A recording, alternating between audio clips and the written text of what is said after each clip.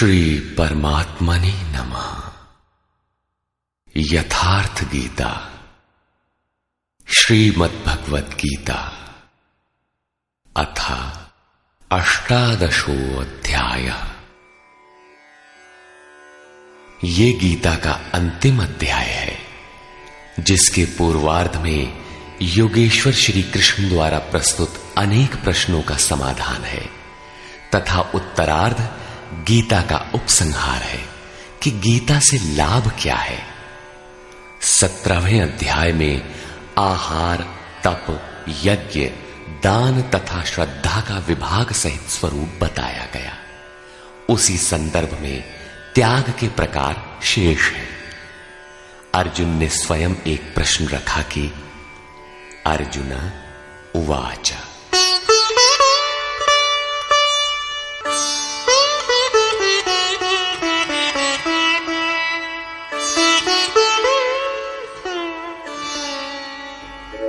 सन्न्यासस्य महाबाहो तत्त्वमिच्छामि वेदितुम् त्यागस्य च ऋषिकेश पृथक् केशिनिषूदन।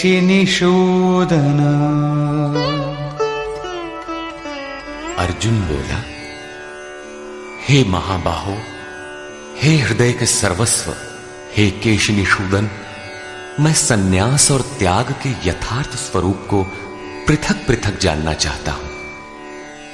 पूर्ण त्याग सन्यास है, जहां संकल्प और संस्कारों का भी समापन है, और इससे पहले साधना की पूर्ति के लिए उत्तरोत्तर आसक्ति का त्याग ही त्याग है। यहां दो प्रश्न हैं कि सन्यास के तत्व को जानना चाहता हूं और दूसरा है कि त्याग के तत्व को जानना चाहता हूं। इस पर योगेश्वर श्री कृष्ण ने कहा, श्री भगवान उवाच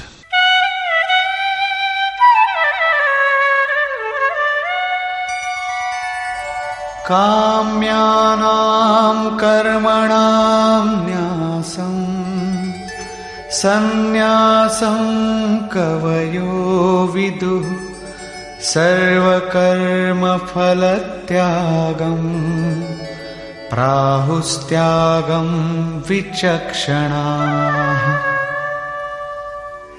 अर्जुन, कितने ही पंडित जन काम्य कर्मों के त्याग को सन्यास कहते हैं और कितने ही विचार कुशल पुरुष संपूर्ण कर्म फलों के त्याग को त्याग कहते हैं। त्याज्यं दोषवदित्येके कर्म प्राहुर्मनीषिणः यज्ञदानतपः कर्म न त्याज्यमिति चापरे। कई एक विद्वान ऐसा कहते हैं कि सभी कर्म दोषयुक्त हैं, अतः त्याग देने योग्य हैं, और दूसरे विद्वान ऐसा कहते हैं कि यज्ञ, दान और तप त्यागने योग्य नहीं है। इस प्रकार अनेक मत प्रस्तुत करके योगेश्वर अपना भी निश्चित मत देते हैं।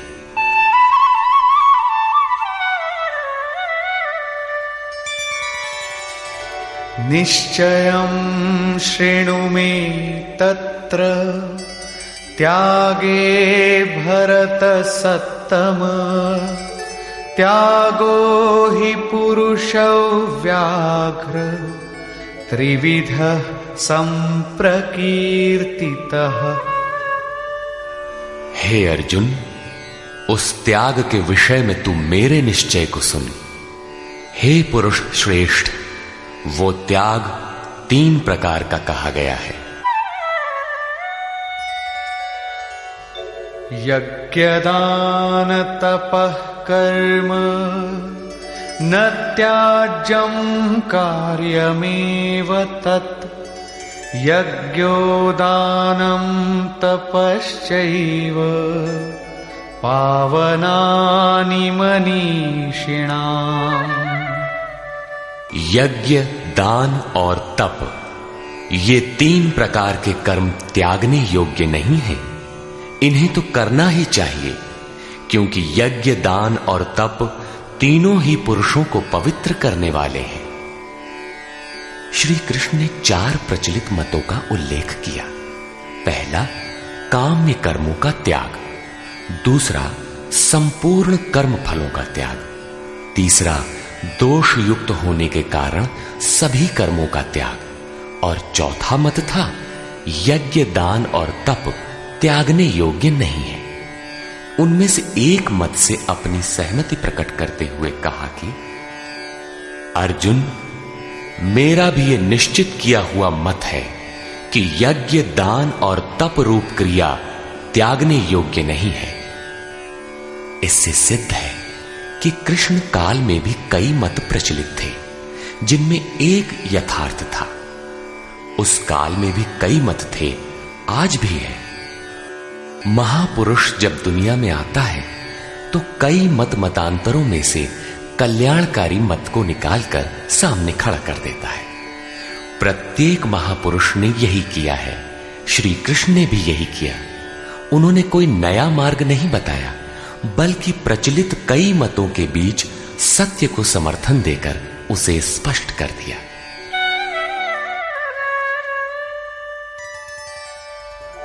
एतान्यपि तु कर्माणि संगं त्यक्त्वा फलानि च कर्तव्यानीति मे पार्थ निश्चितं मतमुत्तमम्। योगेश्वर श्री कृष्ण बल देकर कहते हैं, पार्थ, यज्ञ, दान और तप रूप कर्म आसक्ति और फल को त्याग कर अवश्य करना चाहिए। यह मेरा निश्चय किया हुआ उत्तम मत है। अब अर्जुन के प्रश्न के अनुसार वे त्याग का विश्लेषण करते हैं।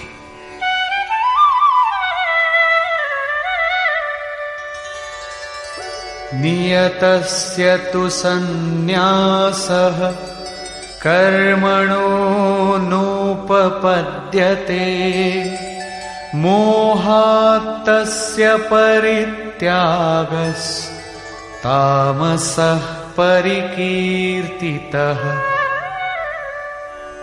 हे अर्जुन, नियत कर्म। श्री कृष्ण के शब्दों में नियत कर्म एक ही है, यज्ञ की प्रक्रिया। इस नियत शब्द को 8-10 बार योगेश्वर ने कहा। इस पर बार बार बल दिया कि कहीं साधक भटक कर दूसरा न करने लगे। इस शास्त्र विधि से निर्धारित कर्म का त्याग करना उचित नहीं। मोह से उसका त्याग करना तामस त्याग कहा गया है। सांसारिक विषय वस्तुओं की आसक्ति में फंसकर कार्यम कर्म अर्थात नियत कर्म एक दूसरे के पूरक हैं। इनका त्याग तामसी है। ऐसा पुरुष अधः गच्छति, कीट पतंग पर्यंत अधम योनियों में जाता है, क्योंकि उसने भजन की प्रवृत्तियों का त्याग कर दिया। अब राजस त्याग के विषय में बताते हैं।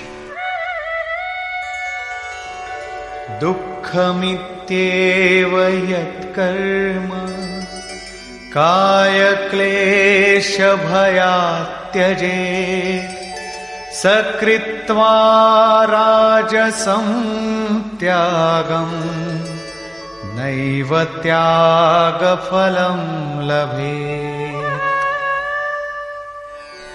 कर्म को दुखमय समझकर शारीरिक क्लेश के भय से उसका त्याग करने वाला व्यक्ति राजस त्याग को करके भी त्याग के फल को प्राप्त नहीं होता। जिससे भजन पार न लगे और काय क्लेश भयात, इस भय से कर्म को त्याग दे कि शरीर को कष्ट होगा, उस मनुष्य का त्याग राजसी है। उसे त्याग का फल परम शांति नहीं प्राप्त होती। तथा कार्यमित्येव यत्कर्म नियतं क्रियते अर्जुन संगं त्यक्त्वा फलं चैव सत्यागः सात्विको मतः। हे अर्जुन, करना कर्तव्य है ऐसा समझकर जो नियतम शास्त्र विधि से निर्धारित किया हुआ कर्म संग दोष और फल को त्याग कर किया जाता है, वही सात्विक त्याग है। अतः नियत कर्म करें और इसके सिवाय जो कुछ है उसका त्याग कर दें। ये नियत कर्म भी क्या करते ही रहेंगे या कभी इसका भी त्याग होगा? इस पर कहते हैं, अब अंतिम त्याग का रूप देखें।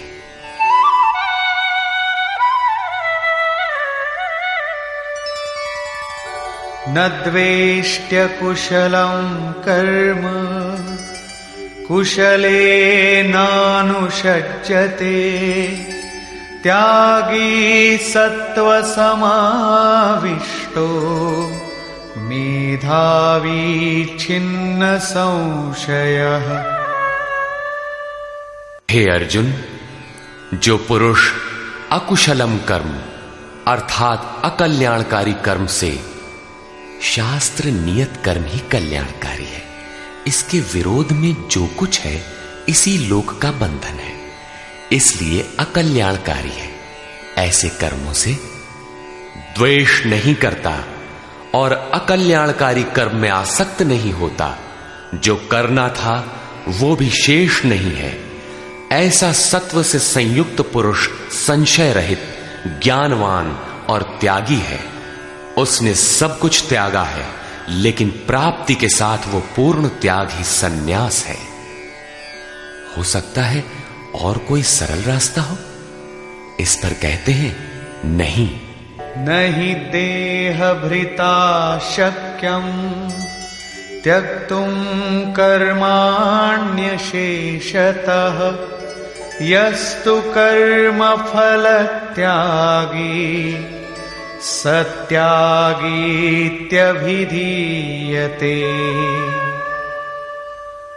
देहधारी पुरुषों के द्वारा अर्थात केवल शरीर ही नहीं जिसे आप देखते हैं, श्री कृष्ण के अनुसार प्रकृति से उत्पन्न सत रज तम तीनों गुण ही इस जीवात्मा को शरीरों में बांधते हैं। जब तक गुण जीवित हैं तब तक वो जीवधारी है, किसी न किसी रूप में शरीर परिवर्तित होता रहेगा, देह के कारण जब तक जीवित है। देहधारी पुरुषों के द्वारा संपूर्णता से सब कर्मों का त्याग संभव नहीं है, इसलिए जो पुरुष कर्म के फल का त्यागी है वही त्यागी है, ऐसा कहा जाता है। अतः जब तक शरीर के कारण जीवित हैं तब तक नियत कर्म करें और उनके फल का त्याग करें, बदले में किसी फल की कामना न करें। वैसे सकामी पुरुषों के कर्मों का फल भी होता है।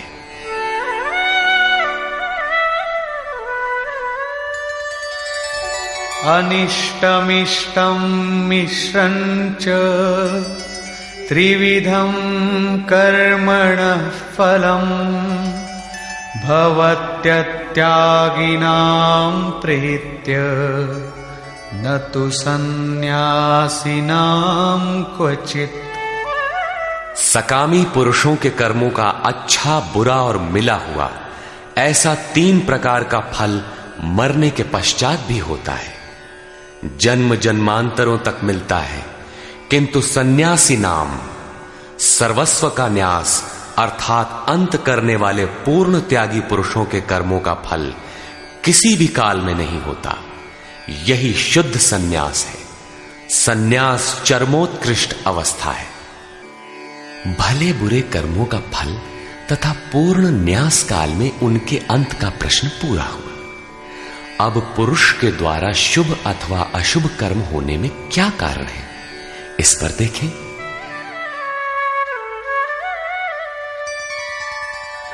पंचैतानि महाबाहो कारणानि निबोध मे सांख्ये कृतान्ते प्रोक्तानि सिद्धये सर्वकर्मणाम्। हे महाबाहो, संपूर्ण कर्मों की सिद्धि के लिए 5 कारण सांख्य सिद्धांत में कहे गए हैं। उन्हें तू मुझसे भली प्रकार जान। अधिष्ठानं तथा कर्ता करणं च पृथग्विधम् विविधाश्च पृथक् चेष्टा दैवं चैवात्र पंचमम्।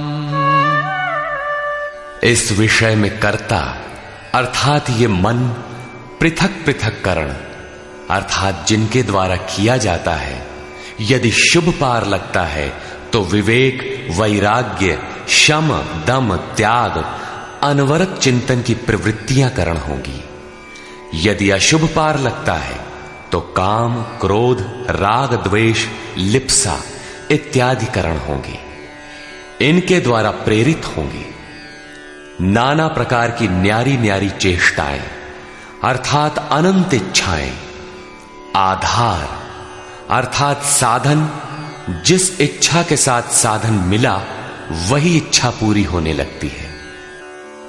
और 5वां हेतु है दैव अथवा संस्कार। इसकी पुष्टि करते हैं। शरीर वांग मनोभिर्यत् कर्म प्रारभते नरः न्याय्यं वा विपरीतं वा पंचैते तस्य हेतवः। मनुष्य मन, वाणी अथवा शरीर से शास्त्र के अनुसार अथवा विपरीत जो कुछ कर्म आरंभ करता है, उनके ये 5 ही कारण हैं। परंतु ऐसा होने पर भी तत्रैवं सति कर्तारम् आत्मानं केवलं तु यः पश्यत्यकृतबुद्धित्वान् न स पश्यति दुर्मतिः। जो पुरुष अशुद्ध बुद्धि के कारण उस विषय में कैवल्य स्वरूप आत्मा को कर्ता देखता है, वो दुर्बुद्धि यथार्थ नहीं देखता अर्थात भगवान नहीं करते। इस प्रश्न पर योगेश्वर श्री कृष्ण ने दूसरी बार बल दिया। अध्याय 5 में उन्होंने कहा था कि वो प्रभु न करता है, न कराता है, न क्रिया के संयोग को जोड़ता है। तो लोग कहते क्यों हैं? मोह से लोगों की बुद्धि आवृत है, इसलिए जो कुछ भी कह सकते हैं। यहां भी कहते हैं कर्म होने में 5 कारण हैं। उसके बावजूद भी जो कैवल्य स्वरूप परमात्मा को करता देखता है, वो मूढ़ बुद्धि अर्थात दुर्बुद्धि यथार्थ नहीं देखता अर्थात भगवान नहीं करते। जबकि अर्जुन के लिए वे ताल ठोक कर खड़े हो जाते हैं। निमित्त मात्रम भव, कि करता धरता तो मैं हूं, तू निमित्त बनकर खड़ा भर रहे। अंततः वे महापुरुष कहना क्या चाहते हैं? वस्तुतः भगवान और प्रकृति के बीच एक आकर्षण रेखा है। जब तक साधक प्रकृति की सीमा में है, भगवान नहीं करते। बहुत समीप रहकर भी दृष्टा रूप में ही रहते हैं। अनन्य भाव से इष्ट को पकड़ने पर वे हृदय देश से संचालक बन जाते हैं। साधक प्रकृति की आकर्षण सीमा से निकलकर उनके क्षेत्र में आ जाता है। ऐसे अनुरागी के लिए वे ताल ठोक कर सदैव खड़े रहते हैं। केवल उसी के लिए भगवान करते हैं। अतः चिंतन करें। प्रश्न पूरा हुआ। आगे देखें। यस्य नाहं कृतो भावो बुद्धिर्यस्य न लिप्यते हत्वापि स इमान् लोकान् न हन्ति न निबध्यते। जिस पुरुष के अंतःकरण में मैं करता हूं ऐसा भाव नहीं है तथा जिसकी बुद्धि लिपायमान नहीं होती, वो पुरुष इन सब लोकों को मारकर भी वास्तव में न तो मारता है और न बंधता है। लोक संबंधी संस्कारों का विलय ही लोक संहार है। अब उस नियत कर्म की प्रेरणा कैसे होती है, इस पर देखें।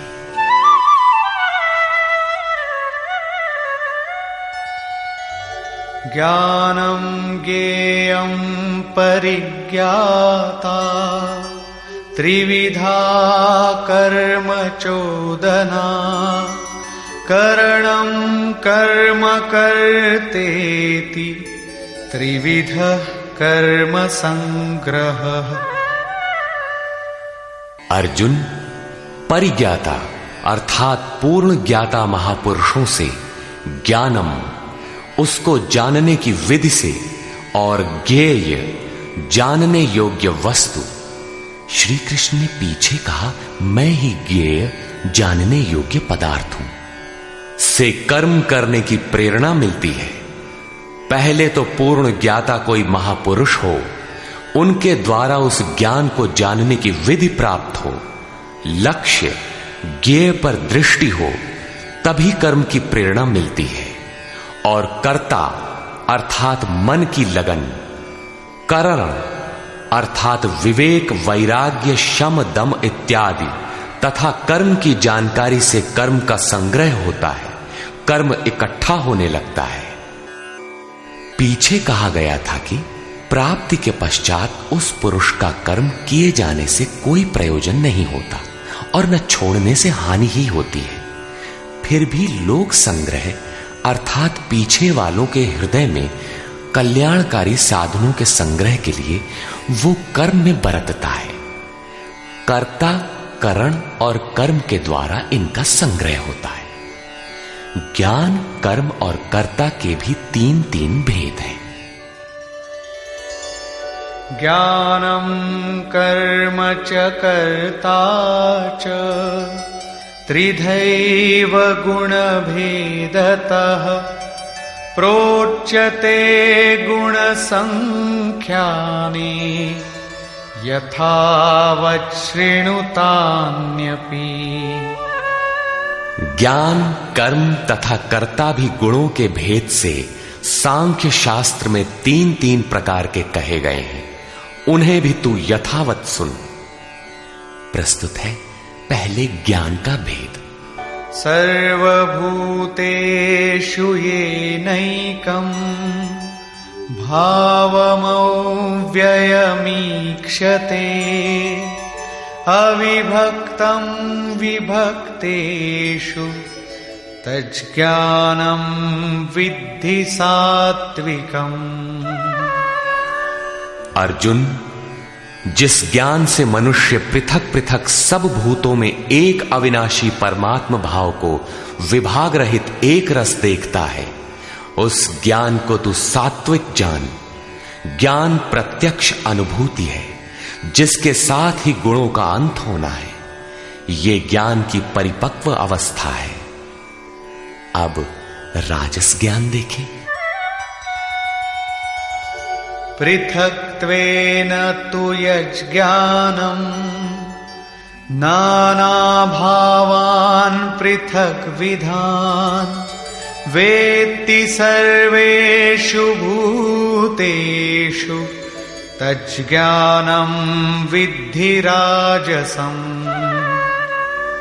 जो ज्ञान संपूर्ण भूतों में भिन्न प्रकार के अनेक भावों को अलग अलग करके जानता है कि ये अच्छा है, ये बुरे हैं, उस ज्ञान को तू राजस जान। ऐसी स्थिति है तो राजसी स्तर पर तुम्हारा ज्ञान है। अब देखें तामस ज्ञान।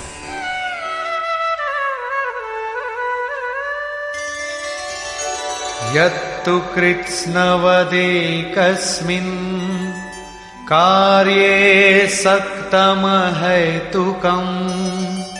अतत्त्वार्थवदल्पञ्च तत्तामसमुदाहृतम्। जो ज्ञान एकमात्र शरीर में ही संपूर्णता के सदृश आसक्त है, युक्ति रहित अर्थात जिसके पीछे कोई क्रिया नहीं है, तत्व के अर्थ स्वरूप परमात्मा की जानकारी से अलग करने वाला और तुच्छ है, वो ज्ञान तामस कहा जाता है। अब प्रस्तुत है कर्म के 3 भेद।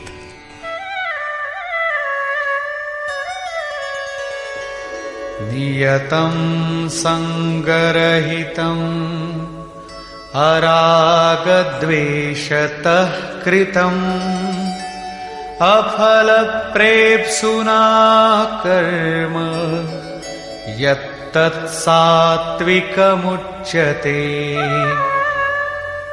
जो कर्म नियतम शास्त्र विधि से निर्धारित है, अन्य नहीं, संग दोष और फल को न चाहने वाले पुरुष द्वारा बिना राग द्वेष के किया जाता है, वो कर्म सात्विक कहा जाता है। नियत कर्म अर्थात आराधना चिंतन है, जो परम में प्रवेश दिलाता है।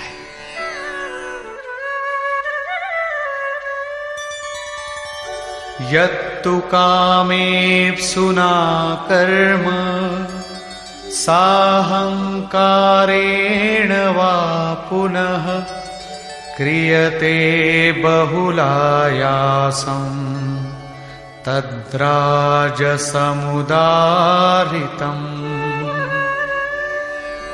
जो कर्म बहुत परिश्रम से युक्त है, फल को चाहने वाले और अहंकार युक्त पुरुष द्वारा किया जाता है, वो कर्म राजस कहा जाता है।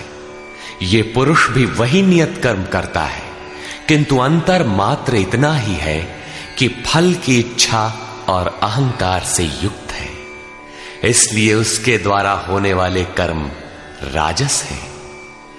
अब देखें तामस।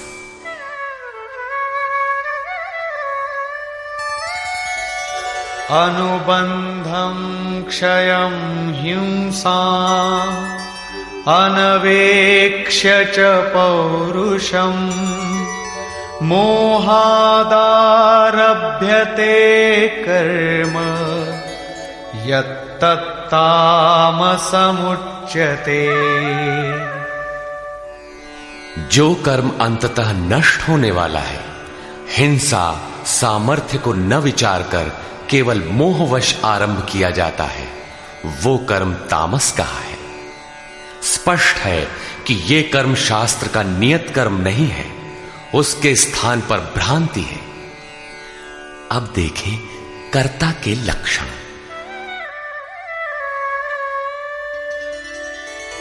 मुक्त संगो नहं वादी धृत्युत्साह समन्वितः सिद्ध्य सिद्ध्योर्निर्विकारः कर्ता सात्विक उच्यते।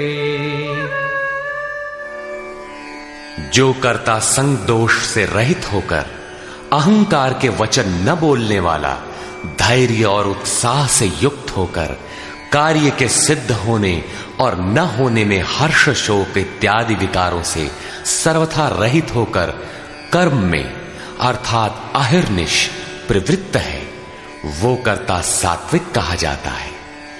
यही उत्तम साधक के लक्षण है। कर्म वही है, नियत कर्म।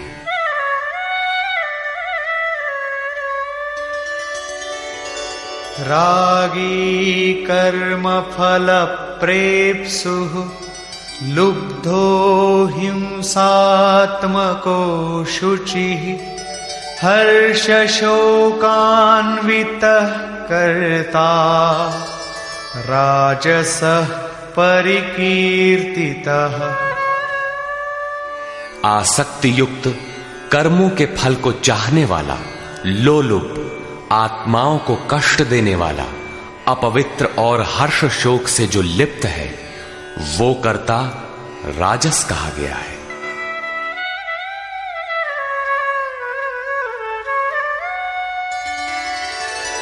अयुक्तः प्राकृतः स्तब्धः शठो नैष्कृतिको लसः विषादी दीर्घसूत्री च कर्ता तामस उच्यते।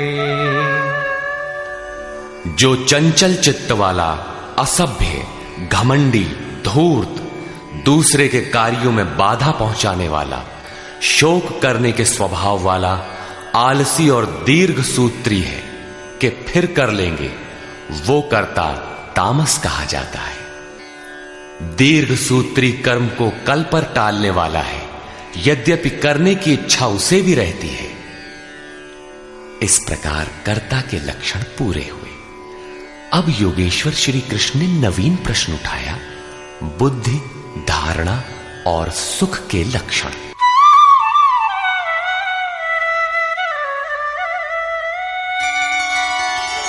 बुद्धेर्भेदं धृतेश्चैव गुणतस्त्रिविधं शृणु प्रोच्यमानमशेषेण पृथक्त्वेन धनंजय।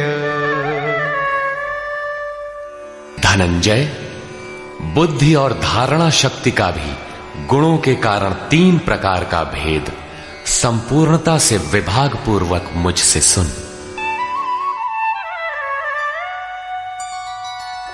प्रवृत्तिं च निवृत्तिं च कार्याकार्ये भयाभये बंधं मोक्षं च या वेत्ति बुद्धि सा पार्थ सात्विकी। पार्थ, प्रवृत्ति और निवृत्ति को, कर्तव्य और अकर्तव्य को, भय और अभय को तथा बंधन और मोक्ष को जो बुद्धि यथार्थ जानती है, वो बुद्धि सात्विकी है। अर्थात परमात्म पथ, आवागमन पथ दोनों की भली प्रकार जानकारी सात्विक बुद्धि है। यथा यया धर्ममधर्मं च कार्यं चाकार्यमेव च अयथावत् प्रजानाति बुद्धि सा पार्थ राजसी। पार्थ, जिस बुद्धि द्वारा मनुष्य धर्म और अधर्म को तथा कर्तव्य और अकर्तव्य को भी यथावत नहीं जानता, अधूरा जानता है, वो बुद्धि राजसी है। अब तामसी बुद्धि का स्वरूप देखें।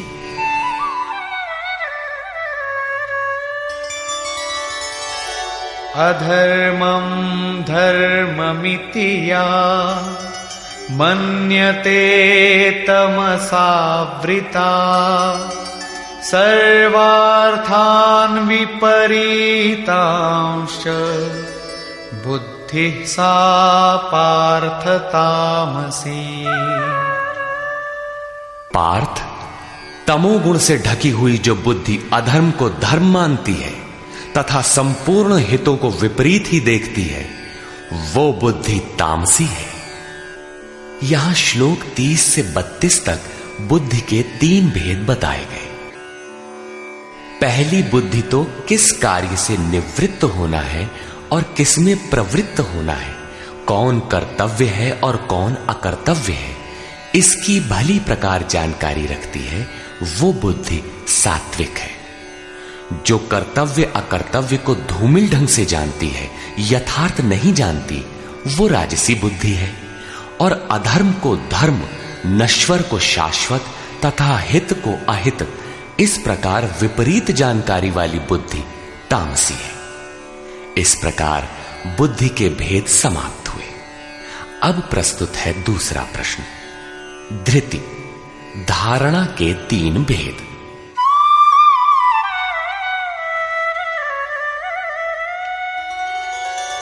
धृत्या यया धारयते मनः प्राणेन्द्रिय क्रिया योगेनाव्यभिचारिण्या धृतिः सा पार्थ सात्विकी।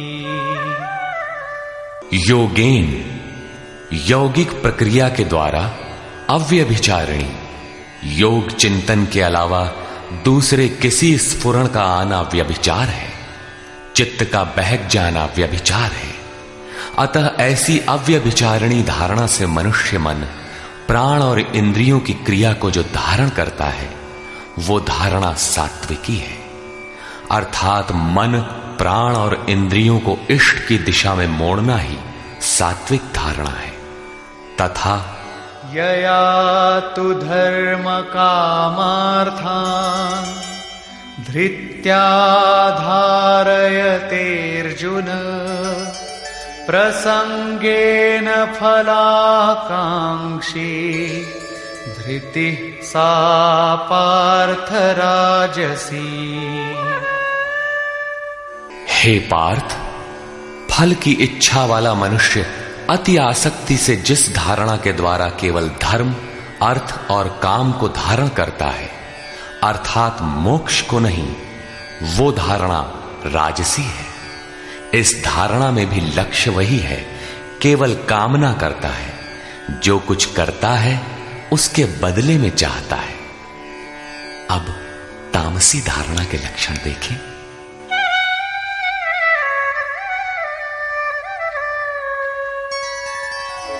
यया स्वप्नं भयं शोकं विषादं मदमेव च न विमुञ्चति दुर्मेधा धृतिः सा पार्थ तामसी। हे पार्थ, दुष्ट बुद्धि वाला मनुष्य जिस धारणा के द्वारा निद्रा, भय, चिंता, दुख और अभिमान को भी अर्थात नहीं छोड़ता, इन सबको धारण किए रहता है, वो धारणा तामसी है। ये प्रश्न पूरा हुआ। अगला प्रश्न है सुख।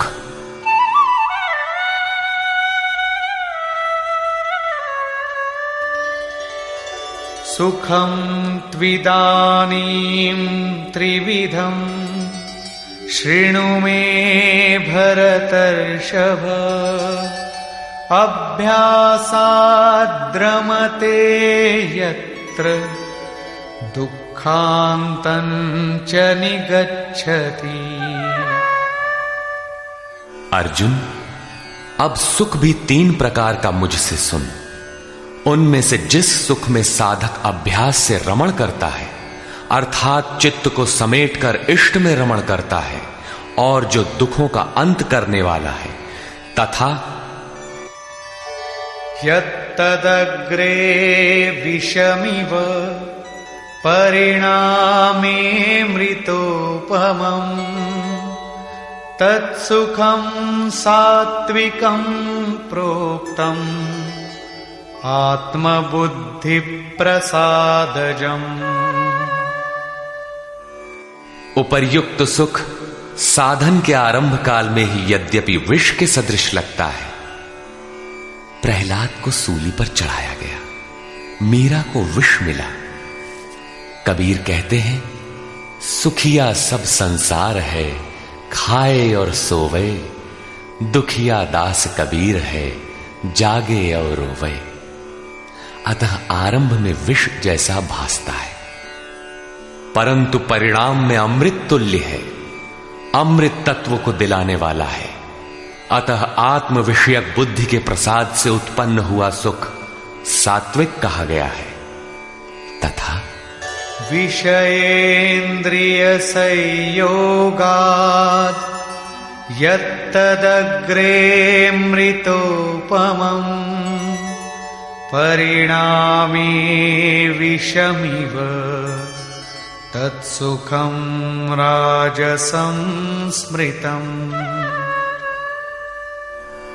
जो सुख विषय और इंद्रियों के संयोग से होता है, वो यद्यपि भोग काल में अमृत के सदृश लगता है, किंतु परिणाम में विष के सदृश है, क्योंकि जन्म मृत्यु का कारण है। वो सुख राजस कहा गया है। तथा यदग्रे चानुबंधे च सुखं मोहनमात्मनः निद्रालस्य प्रमादोत्थं तत्तामसमुदाहृतम्।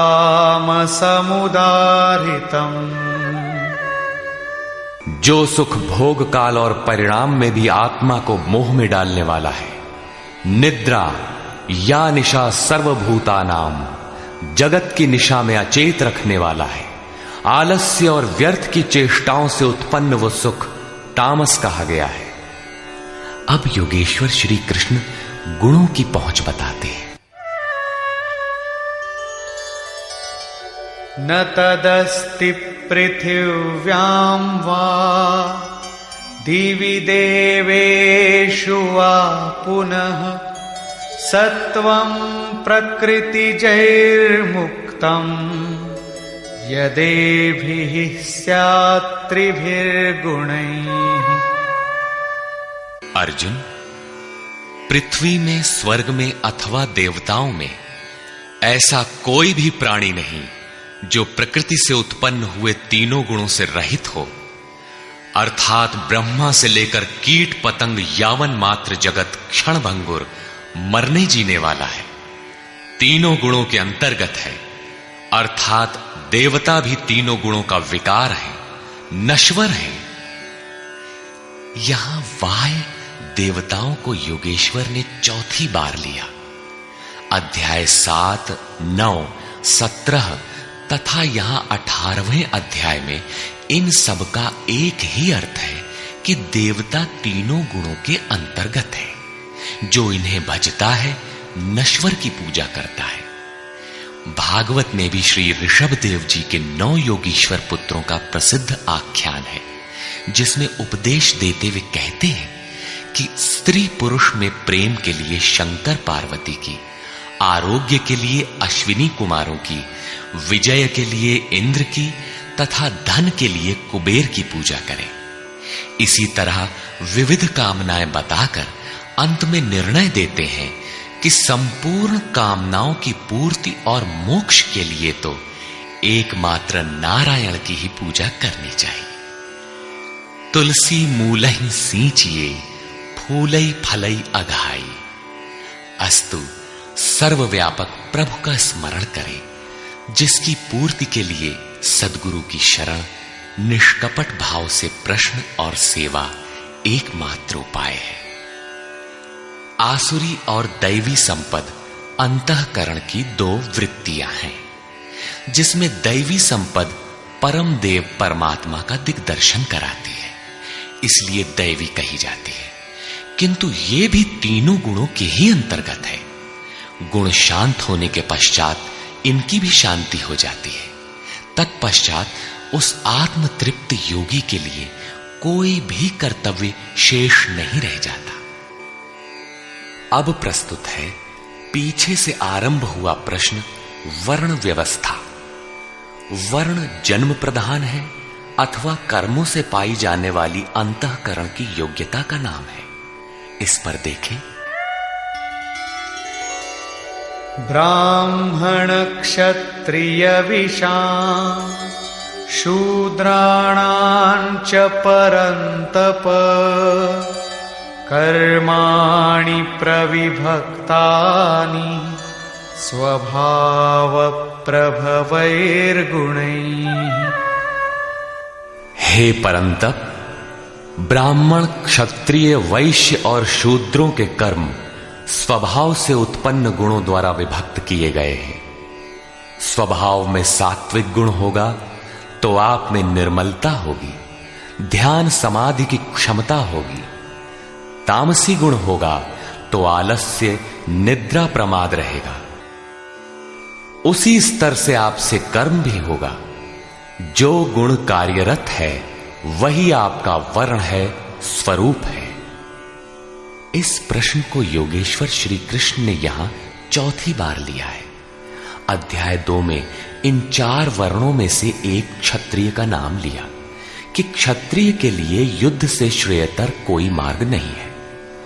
तीसरे अध्याय में उन्होंने कहा कि दुर्बल गुण वाले के लिए भी उसके स्वभाव से उत्पन्न योग्यता के अनुसार धर्म में प्रवृत्त होना, उसमें मर जाना भी परम कल्याणकारक है। दूसरों की नकल करना भयावह है। अध्याय 4 में बताया कि 4 वर्णों की सृष्टि मैंने की। तो क्या मनुष्यों को 4 जातियों में बांटा? कहते हैं नहीं, गुण कर्म विभागशः, गुणों के योग्यता से कर्म को 4 सोपानों में बांटा। यहां गुण एक पैमाना है, उसके द्वारा माप कर कर्म करने की क्षमता को 4 भागों में बांटा। श्री कृष्ण के शब्दों में कर्म एकमात्र अव्यक्त पुरुष के प्राप्ति की क्रिया है। ईश्वर प्राप्ति का आचरण आराधना है, जिसकी शुरुआत मात्र एक इष्ट में श्रद्धा से है। चिंतन की विधि विशेष है, जिसे पीछे बताए हैं। इस यज्ञार्थ कर्म को ही 4 भागों में बांटा। अब कैसे समझें कि हम में कौन से गुण हैं और किस श्रेणी के हैं, इस पर यहां कहते हैं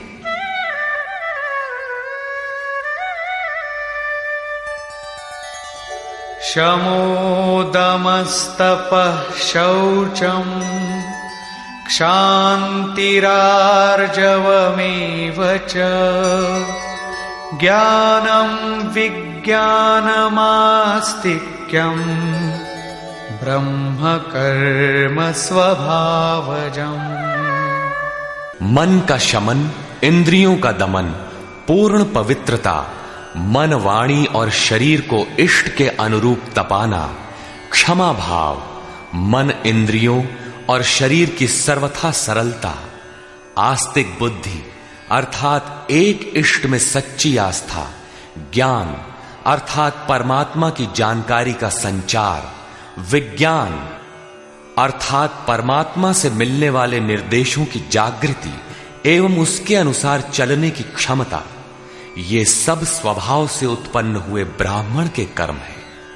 अर्थात जब स्वभाव में ये योग्यताएं पाई जाएं, कर्म धारावाही होकर स्वभाव में ढल जाए, तो वो ब्राह्मण श्रेणी का करता है। तथा शौर्यं तेजो धृतिर्दाक्षं युद्धे चाप्यपलायनं दानमीश्वर भावश्च क्षात्रं कर्म स्वभावजम्। शूरवीरता, ईश्वरीय तेज का मिलना, धैर्य, चिंतन में दक्षता अर्थात कर्मसु कौशलम, कर्म करने में दक्षता, प्रकृति के संघर्ष से न भागने का स्वभाव, दान अर्थात सर्वस्व का समर्पण, सब भावों पर स्वामी भाव अर्थात ईश्वर भाव, ये सब क्षत्रिय के स्वभावजम, स्वभाव से उत्पन्न हुए कर्म है। स्वभाव में ये योग्यताएं पाई जाती हैं तो वो कर्ता क्षत्रिय है। अब प्रस्तुत है वैश्य तथा शूद्र का स्वरूप।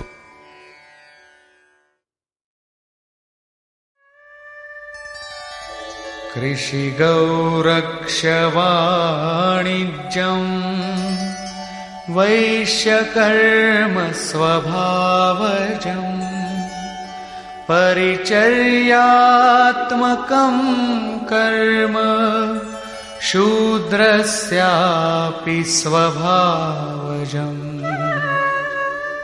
कृषि, गोरक्षा और व्यवसाय वैश्य के स्वभावजन्य कर्म है। गोपालन ही क्यों, भैंस को मार डालें, बकरी न रखें, ऐसा कुछ नहीं है।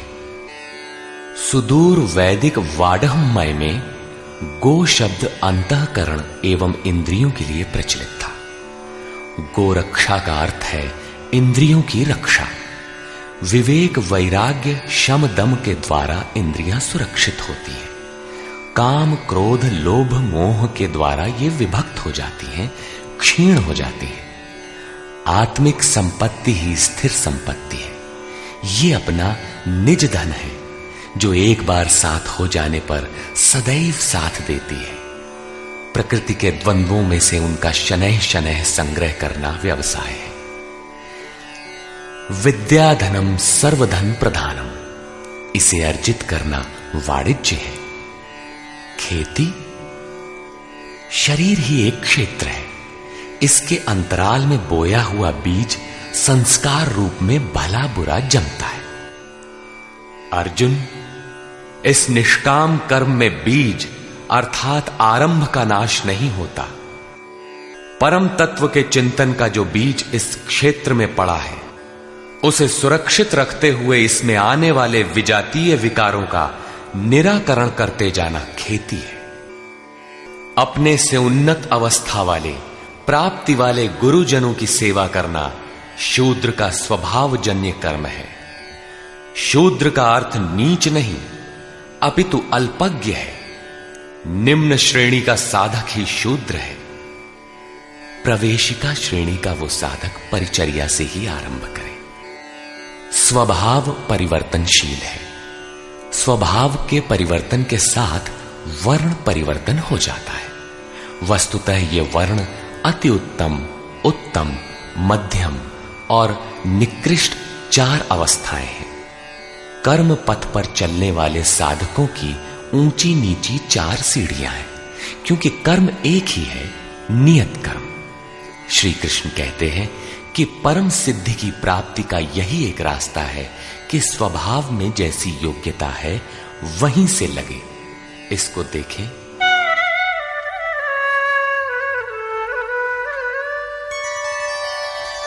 स्वे स्वे कर्मण्यभिरतः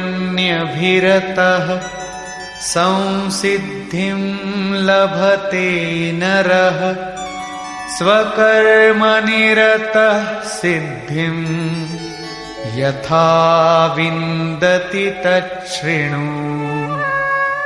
अपने अपने स्वभाव में पाई जाने वाली योग्यता के अनुसार कर्म में लगा हुआ मनुष्य संसिद्धिम, भगवत प्राप्ति रूपी परम सिद्धि को प्राप्त होता है। पहले भी कहे आए हैं, इस कर्म को करके तू परम सिद्धि को प्राप्त होगा। कौन सा कर्म करके? अर्जुन, तू शास्त्र विधि से निर्धारित कर्म, यज्ञार्थ कर्म कर। अब स्वकर्म करने की क्षमता के अनुसार कर्म में लगा हुआ मनुष्य परम सिद्धि को किस प्रकार प्राप्त होता है, वो विधि तुम मुझसे सुन। ध्यान दे। यतः प्रवृत्तिर्भूतानां येन सर्वमिदं ततं स्वकर्मणा तमभ्यर्च्य सिद्धिं विन्दति मानवः।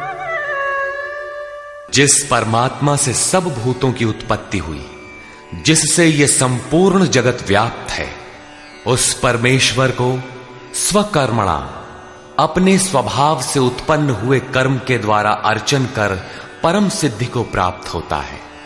अतः परमात्मा की भावना और परमात्मा का ही सर्वांगीण अर्चन और क्रमशः चलना आवश्यक है।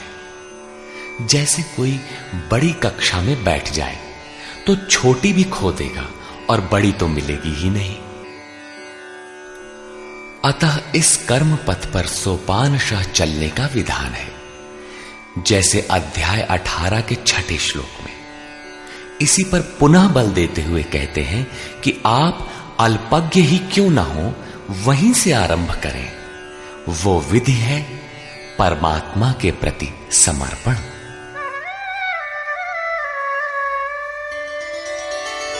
श्रेयान् स्वधर्मो विगुणः परधर्मात् स्वनुष्ठितात् स्वभावनियतं कर्म कुर्वन्नाप्नोति किल्बिषम्। अच्छी प्रकार अनुष्ठान किए हुए दूसरे के धर्म से गुण रहित भी स्वधर्म परम कल्याणकारक है। स्वभाव नियतम, स्वभाव से निर्धारित किया हुआ कर्म करता हुआ मनुष्य पाप अर्थात आवागमन को प्राप्त नहीं होता। प्रायः साधकों को उच्चाटन होने लगता है कि हम सेवा करते ही रहेंगे। वे तो ध्यानस्थ हैं, अच्छे गुणों के कारण उनका सम्मान है। तुरंत वे नकल करने लगते हैं। श्री कृष्ण के अनुसार नकल या ईर्ष्या से कुछ मिलेगा नहीं। अपने स्वभाव से कर्म करने की क्षमता के अनुसार कर्म करके ही कोई परम सिद्धि पाता है, छोड़कर नहीं।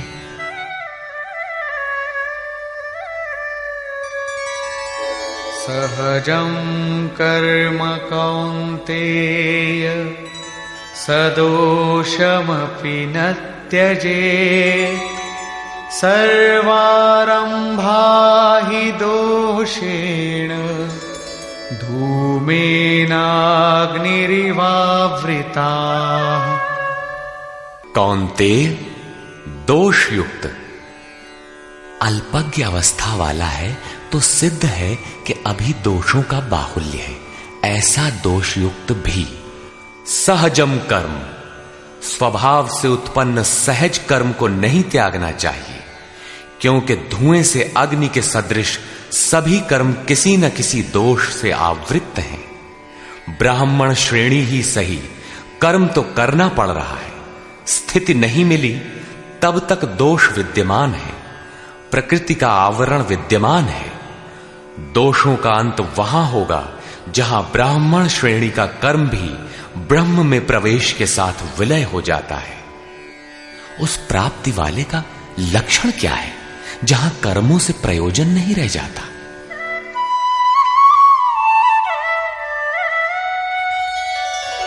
असक्त बुद्धि सर्वत्र जितात्मा विगत स्पृहः। नैष्कर्म्य सिद्धिं परमां संन्यासेनाधिगच्छति। सर्वत्र आसक्ति से रहित बुद्धि वाला, स्पृहा से सर्वथा रहित, जीते हुए अंतःकरण वाला पुरुष सन्यासी नाम सर्वस्व के न्यास की अवस्था में परम नैष्कर्म्य की सिद्धि को प्राप्त होता है। यहां सन्यास और परम नैष्कर्म्य सिद्धि पर्याय है। यहां सांख्य योगी वहीं पहुंचता है जहां के निष्काम कर्मयोगी। ये उपलब्धि दोनों मार्गियों के लिए समान है। अब परम नैष्कर्म्य सिद्धि को प्राप्त हुआ पुरुष जैसे ब्रह्म को प्राप्त होता है, उसका संक्षेप में चित्रण करते हैं।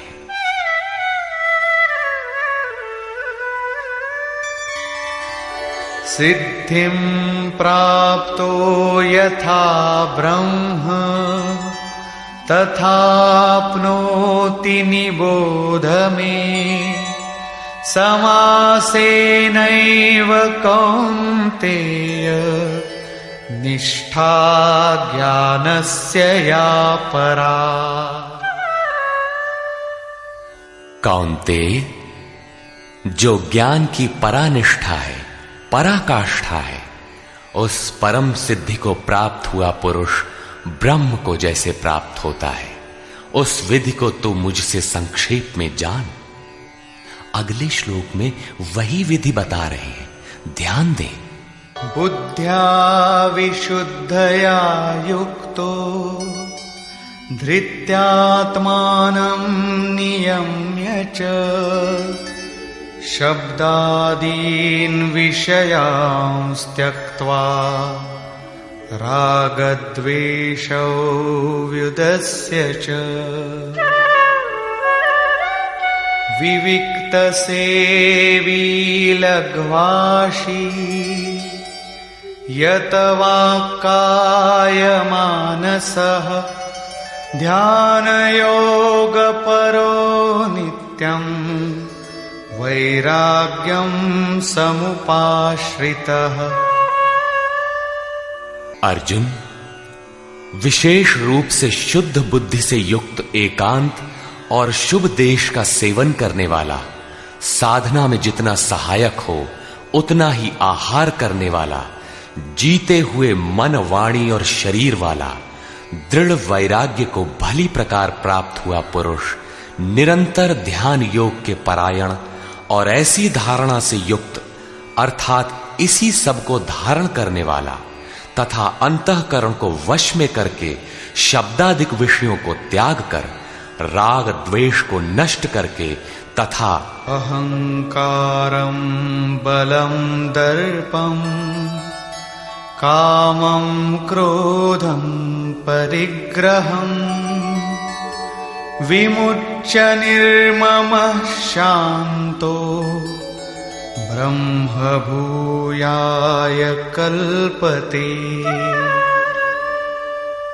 अहंकार, बल, घमंड, काम, क्रोध, बाह्य वस्तुओं और आंतरिक चिंतनों का त्याग कर ममता रहित शांत अंतःकरण हुआ पुरुष पर ब्रह्म के साथ एक ही भाव होने के लिए योग्य होता है। आगे देखें।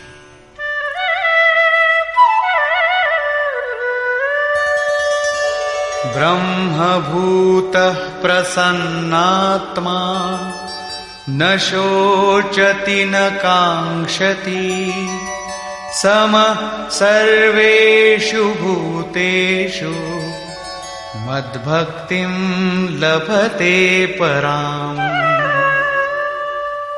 ब्रह्म के साथ एक ही भाव होने की योग्यता वाला वो प्रसन्न चित्त पुरुष न तो किसी वस्तु के लिए शोक करता है और न किसी की आकांक्षा ही करता है। सब भूतों में समभाव हुआ वो भक्ति की पराकाष्ठा पर है। भक्ति अपना परिणाम देने की स्थिति में है जहां ब्रह्म में प्रवेश मिलता है। अब भक्त्या मामभिजानाति यावान्यश्चास्मि तत्त्वतः ततो मां तत्त्वतो ज्ञात्वा विशते तदनन्तरम्। उस पराभक्ति के द्वारा वो मुझे तत्व से भली प्रकार जानता है। वो तत्व है क्या? मैं जो और जिस प्रभाव वाला हूं, अजर अमर शाश्वत जिन अलौकिक गुणधर्मों वाला हूं, उसे जानता है और मुझे तत्व से जानकर तत्काल ही मुझ में प्रवेश कर जाता है। प्राप्ति काल में तो भगवान दिखाई पड़ते हैं और प्राप्ति के ठीक बाद तत्क्षण वो अपने ही आत्म स्वरूप को उन ईश्वरीय गुण धर्मों से युक्त पाता है कि आत्मा ही अजर अमर शाश्वत अव्यक्त और सनातन है। अहंकार, बल, दर्प, काम, क्रोध, मद, मोह इत्यादि प्रकृति में गिराने वाले विकार जब सर्वथा शांत हो जाते हैं और विवेक, वैराग्य, शम, दम, एकांत सेवन, ध्यान इत्यादि ब्रह्म में प्रवेश दिलाने वाली योग्यताएं जब पूर्णतया परिपक्व हो जाती हैं, उस समय वो ब्रह्म को जानने योग्य होता है। उस योग्यता का नाम ही पराभक्ति है। इसी योग्यता द्वारा वो तत्व को जानता है। तत्व है क्या? मुझे जानता है। भगवान जो है, जिन विभूतियों से युक्त है, उसे जानता है और मुझे जानकर तत्क्षण मुझ में ही स्थित हो जाता है। अर्थात ब्रह्म, तत्व, ईश्वर, परमात्मा और आत्मा एक दूसरे के पर्याय हैं। एक की जानकारी के साथ ही इन सब की जानकारी हो जाती है। यही परम सिद्धि, परम गति, परम धाम भी है।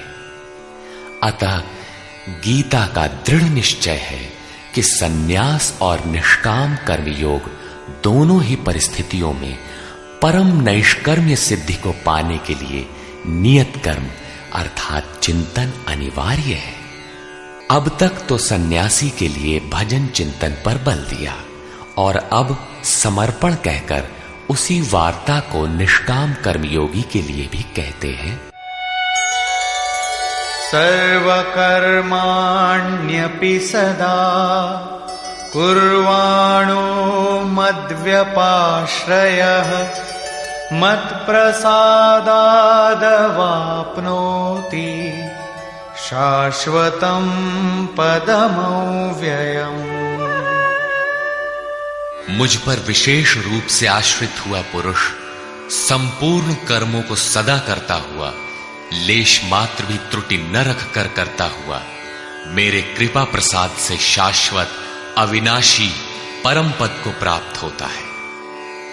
कर्म वही है, नियत कर्म, यज्ञ की प्रक्रिया। पूर्ण योगेश्वर सद्गुरु के आश्रित साधक उनके कृपा प्रसाद से शीघ्र पा जाता है, अतः उसे पाने के लिए समर्पण आवश्यक है। चेतसा सर्वकर्माणि मयि सन्न्यस्य मत्परः बुद्धियोगमुपाश्रित्य मच्चित्तः सततं भव। अतः अर्जुन, संपूर्ण कर्मों को अर्थात जितना कुछ तुझसे बन पड़ता है मन से मुझे अर्पित करके, अपने भरोसे नहीं बल्कि मुझे समर्पण करके मेरे परायण हुआ बुद्धि योग अर्थात योग की बुद्धि का अवलंबन करके निरंतर मुझ में चित्त को लगा। योग एक ही है जो सर्वथा दुखों का अंत करने वाला और परम तत्व परमात्मा में प्रवेश दिलाने वाला है। उसकी क्रिया भी एक ही है, यज्ञ की प्रक्रिया जो मन तथा इंद्रियों के संयम, श्वास प्रश्वास तथा ध्यान इत्यादि पर निर्भर है, जिसका परिणाम भी एक ही है, यान्ति ब्रह्म सनातनम। इसी पर आगे कहते हैं,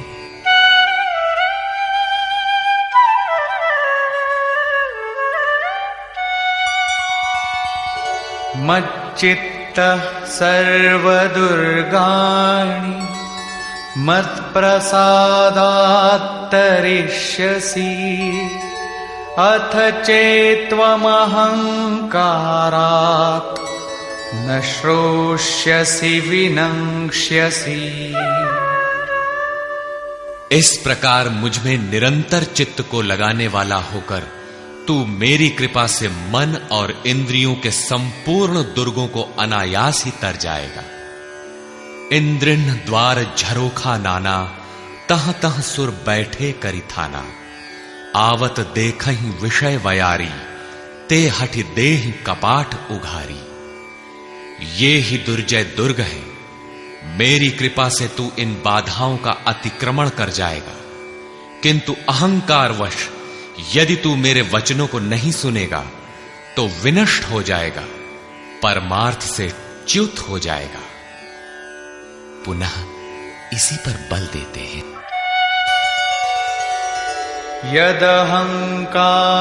यदहंकारमाश्रित्य न योत्स्य इति मन्यसे मिथ्यैष व्यवसायस्ते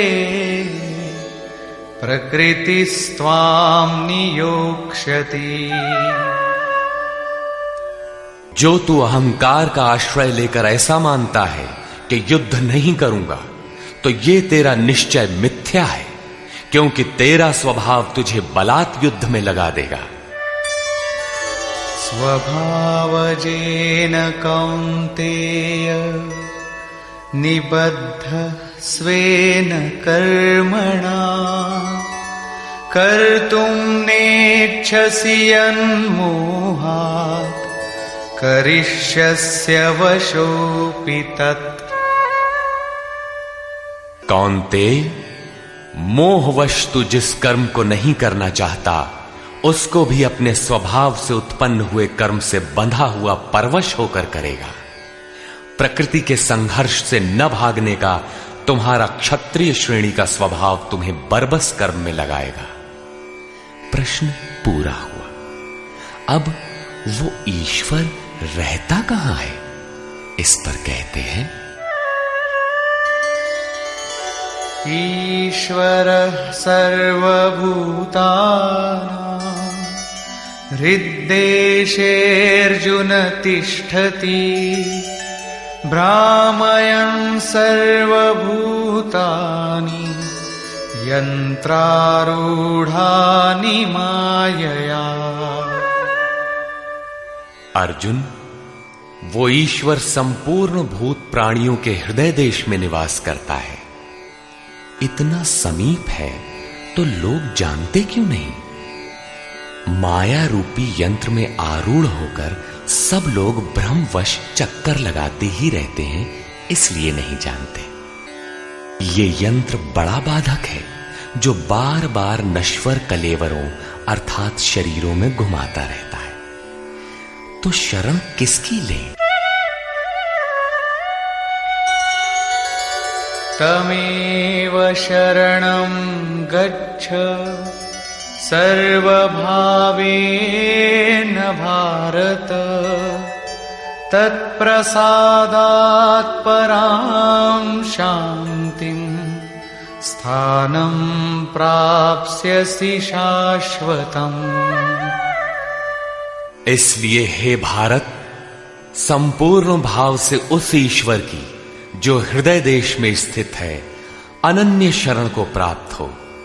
उनके कृपा प्रसाद से तू परम शांति शाश्वत परम धाम को प्राप्त होगा।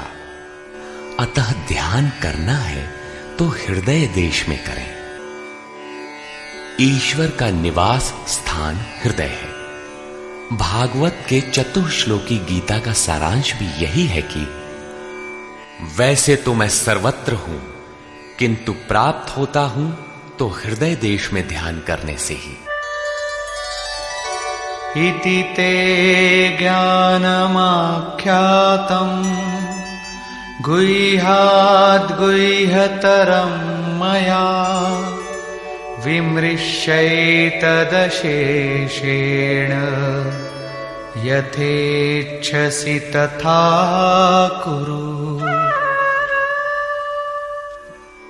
इस प्रकार बस इतना ही गोपनीय से भी अति गोपनीय ज्ञान मैंने तेरे लिए कहा है। इस विधि से संपूर्ण रूप से विचार कर, फिर तू जैसा चाहता है वैसा कर। सत्य यही है, शोध की स्थली यही है, प्राप्ति की स्थली भी यही है। किंतु हृदय स्थित ईश्वर दिखाई नहीं देता, इस पर उपाय बताते हैं।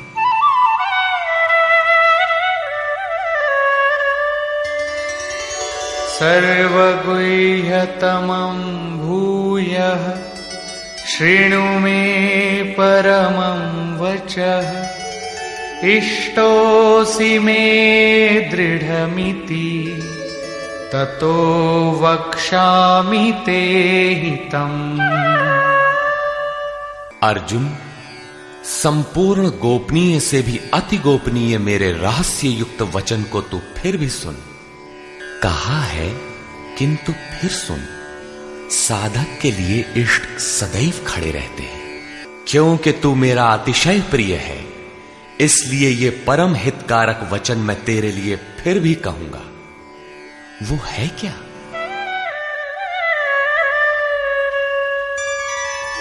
मन्मना भव मद्भक्तो मद्याजी मां नमस्कुरु, मामे वैष्यसि सत्यं ते प्रतिजाने प्रियोऽसि मे।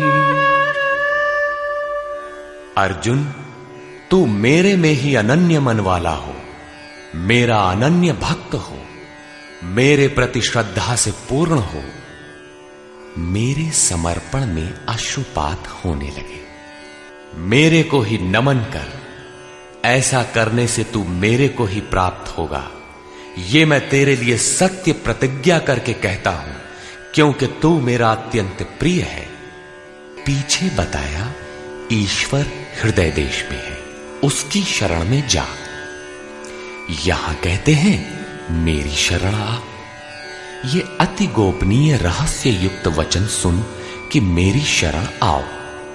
वास्तव में योगेश्वर श्री कृष्ण कहना क्या चाहते हैं? यही कि साधक के लिए सद्गुरु की शरण नितांत आवश्यक है। श्री कृष्ण एक पूर्ण योगेश्वर थे। अब समर्पण की विधि बताते हैं। सर्वधर्मान् परित्यज्य मामेकं शरणं व्रज अहं त्वा सर्वपापेभ्यो मोक्षयिष्यामि मा शुचः।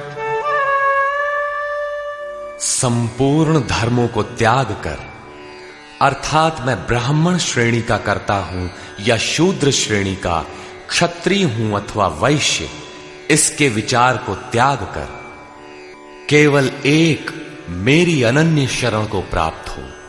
मैं तुझे संपूर्ण पापों से मुक्त करा दूंगा। तू शोक मत कर। इन सब ब्राह्मण क्षत्रिय इत्यादि वर्णों का विचार न कर कि इस कर्म पथ में किस स्तर का हूं। जो अनन्य भाव से शरण हो जाता है, सिवाय इष्ट के अन्य किसी को नहीं देखता, उसके क्रमशः वर्ण परिवर्तन, उत्थान तथा पूर्ण पापों से निवृत्ति अर्थात मोक्ष की जिम्मेदारी वो इष्ट सद्गुरु स्वयं अपने हाथों में ले लेते हैं। प्रत्येक महापुरुष ने यही कहा। शास्त्र जब लिखने में आ जाता है तो लगता है कि यह सबके लिए है, किंतु है वस्तुतः श्रद्धावान के लिए ही। अर्जुन अधिकारी था, अतः उसे बल देकर कहा। अब योगेश्वर स्वयं निर्णय देते हैं कि इसके अधिकारी कौन है। इदन्ते न तपस्काय न भक्ताय कदाचन न चाशुश्रूषवे वाच्यं न च मां योऽभ्यसूयति। अर्जुन, इस प्रकार तेरे हित के लिए कहे हुए इस गीता के उपदेश को किसी काल में भूल कर भी न तो तप रहित मनुष्य के प्रति कहना चाहिए, न भक्ति रहित के प्रति कहना चाहिए, न बिना सुनने की इच्छा वाले के प्रति कहना चाहिए। और जो मेरी निंदा करता है, ये दोष है, वो दोष है, इस प्रकार झूठी आलोचना करता है, उसके प्रति भी नहीं कहना चाहिए।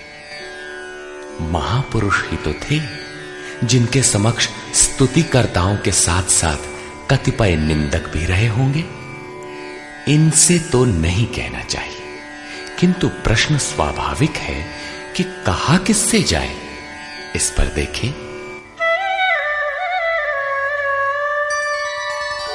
यैमं परमं गुह्यं मद्भक्तेष्वभिधास्यति भक्तिं मयि परां कृत्वा मामे वैष्यत्य संशयः। जो मनुष्य मुझ में परम प्रेम करके इस परम रहस्य युक्त गीता के उपदेश को मेरे भक्तों में कहेगा, वो निसंदेह मुझे ही प्राप्त होगा।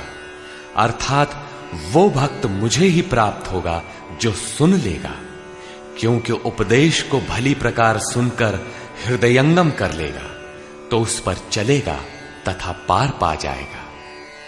अब उस उपदेशकर्ता के लिए कहते हैं।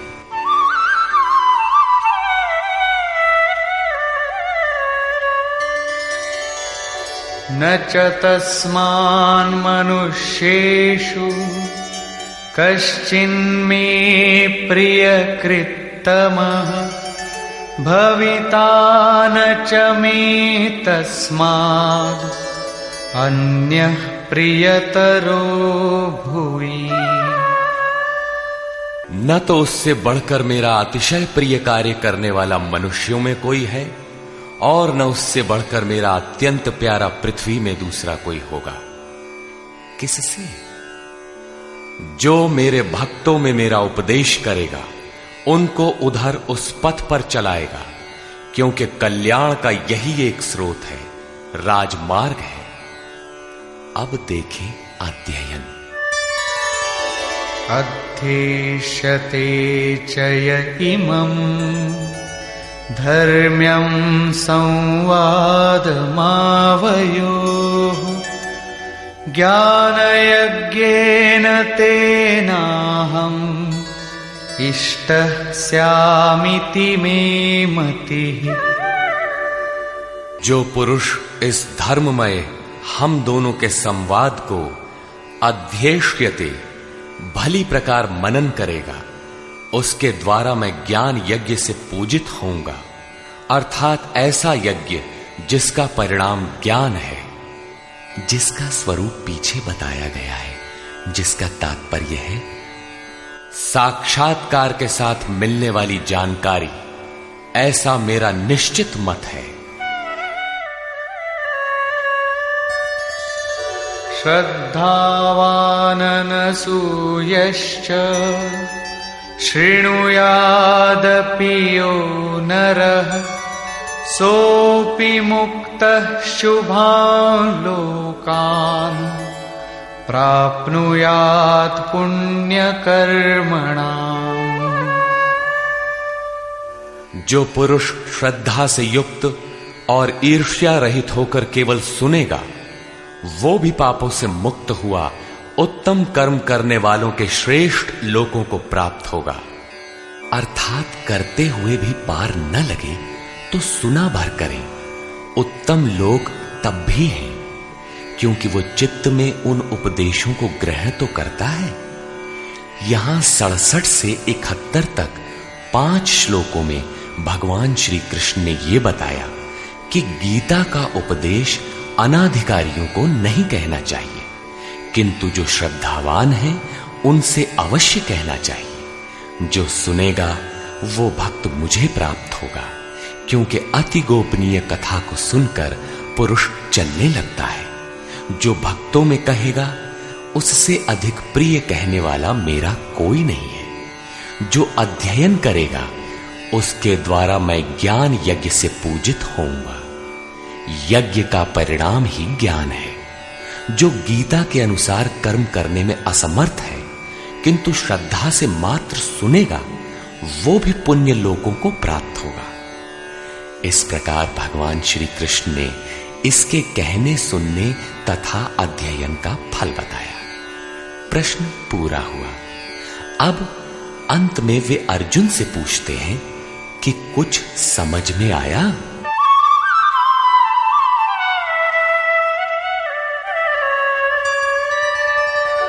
कच्चिदेतच्छ्रितं पार्थ त्वयैकाग्रेण चेतसा कच्चिदज्ञानसम्मोहः प्रनष्टस्ते धनञ्जय।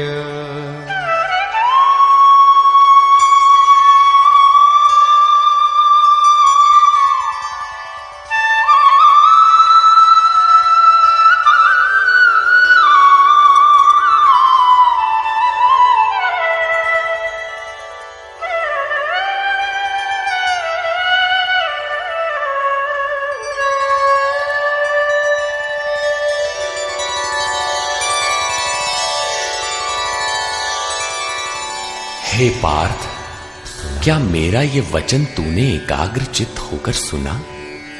क्या तेरा अज्ञान से उत्पन्न मोह नष्ट हुआ? इस पर अर्जुन बोला, अर्जुना उवाच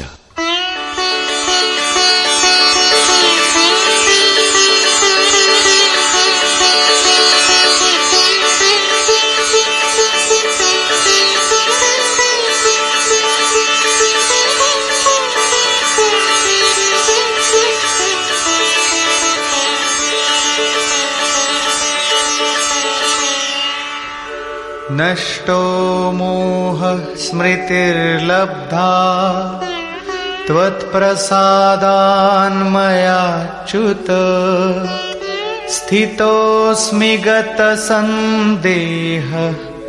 करिष्ये वचनं तव।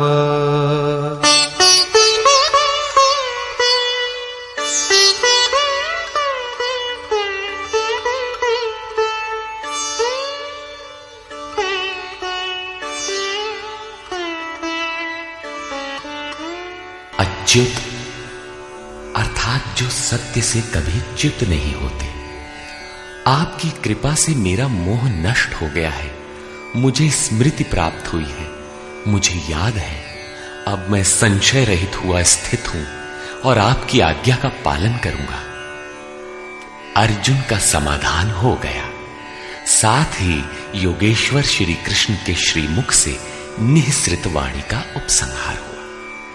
इस पर संजय बोला, 11वें अध्याय में विराट रूप का दर्शन करा लेने पर योगेश्वर श्री कृष्ण ने कहा था कि अर्जुन, अनन्य भक्ति के द्वारा मैं इस प्रकार देखने को, जैसा तूने देखा है, तत्व से जानने तथा प्रवेश करने को सुलभ हूं। अध्याय 11 के 54वें श्लोक में इस प्रकार दर्शन करने वाले साक्षात मेरे स्वरूप को प्राप्त हो जाते हैं। और यहां भी अर्जुन से पूछते हैं कि क्या तुम्हारा मोह नष्ट हुआ? अर्जुन ने कहा कि मेरा मोह नष्ट हो गया, मैं अपनी स्मृति को प्राप्त हो गया हूं। आप जो कहते हैं वही करूंगा। दर्शन के साथ तो अर्जुन को मुक्त हो जाना चाहिए था। वस्तुतः अर्जुन को तो जो होना था हो गया, किंतु शास्त्र भविष्य में आने वाली पीढ़ी के लिए होता है, उसका उपयोग आप सबके लिए है। संजय उवाच।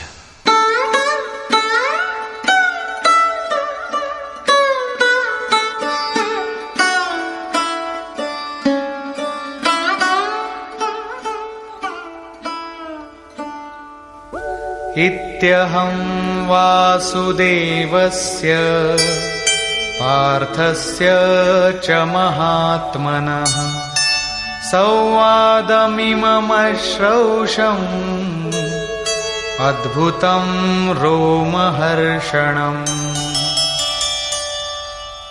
इस प्रकार मैंने वासुदेव और महात्मा अर्जुन, अर्थात अर्जुन एक महात्मा है, योगी है, साधक है, न कि कोई धनुर्धर जो मारने के लिए खड़ा हो। अतः महात्मा अर्जुन के इस विलक्षण और रोमांचकारी संवाद को सुना। आप में सुनने की क्षमता कैसे आई? आगे कहते हैं, व्यासप्रसादाच्छ्रितवान् एतद्गुह्यमहं परम् योगं योगेश्वरात् कृष्णात् साक्षात् कथयतः स्वयं। श्री व्यास जी की कृपा से, उनकी दी हुई दृष्टि से मैंने इस परम गोपनीय योग को साक्षात कहते हुए स्वयं योगेश्वर श्री कृष्ण से सुना है। संजय श्री कृष्ण को योगेश्वर मानता है। जो स्वयं योगी हो और दूसरों को भी योग प्रदान करने की क्षमता रखता हो, वो योगेश्वर है। राजन् संस्मृत्य संस्मृत्य संवादमिममद्भुतम् केशवार्जुनयोः पुण्यम् हृष्यामि च मुहुर्मुहुः। हे राजन धृतराष्ट्र, केशव और अर्जुन के इस परम कल्याणकारक और अद्भुत संवाद को पुनः स्मरण करके मैं बारंबार हर्षित हो रहा हूं। अतः इस संवाद को सदैव स्मरण करना चाहिए और इसी स्मृति से प्रसन्न रहना चाहिए। अब उनके स्वरूप का स्मरण कर संजय कहते हैं, तच्च संस्मृत्य संस्मृत्य रूपमत्यद्भुतं हरेः विस्मयो मे महान् राजन् हृष्यामि च पुनः पुनः। हे राजन, हरि के अर्थात जो शुभाशुभ सर्व का हरण कर स्वयं शेष रहते हैं, उन हरि के अति अद्भुत रूप को पुनः पुनः स्मरण करके मेरे चित्त में महान आश्चर्य होता है और मैं बारंबार हर्षित होता हूं। इष्ट का स्वरूप बार बार स्मरण करने की वस्तु है। अंत में संजय निर्णय देते हैं,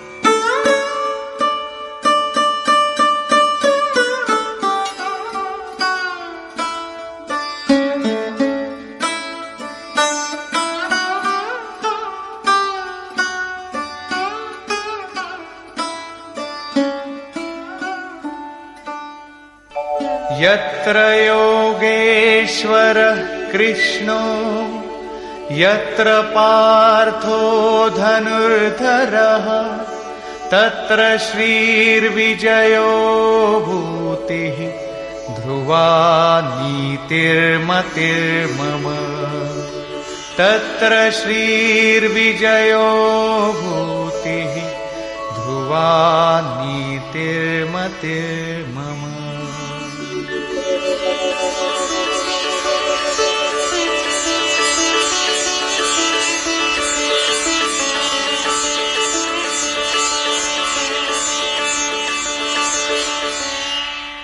राजन, जहां योगेश्वर श्री कृष्ण और धनुर्धर अर्जुन अर्थात ध्यान ही धनुष है, इंद्रियों की दृढ़ता ही गांडीव है, अर्थात स्थिरता के साथ ध्यान धरने वाला महात्मा अर्जुन है, वहीं पर श्री ऐश्वर्य विजय जिसके पीछे हार नहीं है, ईश्वरीय विभूति और चल संसार में अचल रहने वाली नीति है, ऐसा मेरा मत है।